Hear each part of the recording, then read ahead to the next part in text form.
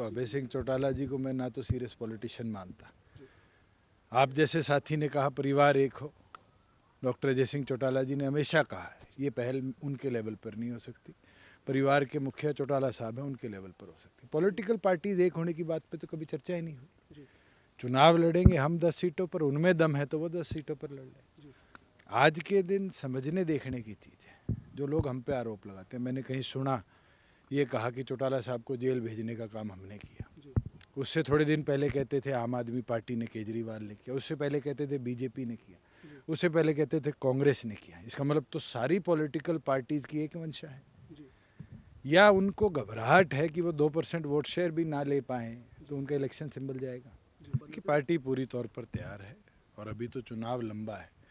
हरियाणा प्रदेश की नोटिफिकेशन ही 25 तारीख से है। नॉमिनेशन 29 से शुरू हो रहे हैं, 6 तक नॉमिनेशन है। तो पार्टी मजबूत उम्मीदवार 10 की 10 लोकसभा सीटों पर उतारेगी और मजबूती से चुनाव लड़ेगी। सर, जो आपकी पार्टी के उम्मीदवारों की अगर हम बात करें तो कब तक पार्टी अपने उम्मीदवार उतार? हमने नवरात्रों का निर्णय किया था। अभी तो शायद 17 या 18 तक नवरात्रे हैं। उससे पहले पार्टी की सूची आपके बीच में। सर, लोकसभा के चुनाव के चलते जिस तरीके से जो विरोध हो रहा है सर, कई जगह पर जो बीजेपी के उम्मीदवार मैदान में गए तो उनका विरोध हुआ, आपको भी सर विरोध का सामना करना पड़ा, तो किस तरीके देखो से? दो चीज़ सामने आ रही है। एक तो विरोध हरियाणा के लोग कर रहे हैं जिनने हमें लोकसभा में जिताया, विधानसभा में जिताया, अपने हैं। मगर उसके अंदर कई पॉलिटिकल सोच के लोग भी जुड़े निकले। दिग्विजय का विरोध करने वाले आईएनएलडी और कांग्रेस के पदाधिकारी थे। डॉक्टर अजय सिंह चौटाला जी का कुंगड़ में विरोध हुआ, एक लड़के ने किया। और जब उसको देखा गया, समझा गया, तो वो विरोध करने वाला और कोई नहीं निकला। वो विरोध करने वाला भी कांग्रेस का पदाधिकारी मिला, किसी सेल का। तो ये साफ दिखता है कि प्लान्ड स्ट्रेटजाइज तरीके से पॉलिटिकल पार्टियां भी राजनीतिक माहौल को ख़राब करने का काम कर रही हैं। ये सर जानकारी भी मिल रही है कि राकेश टिकैत जो किसान नेता है, उन्होंने भी कहा है कि किसान नेता यूनियन की अभी कोई इस तरीके के नेताओं के विरोध की कॉल नहीं है।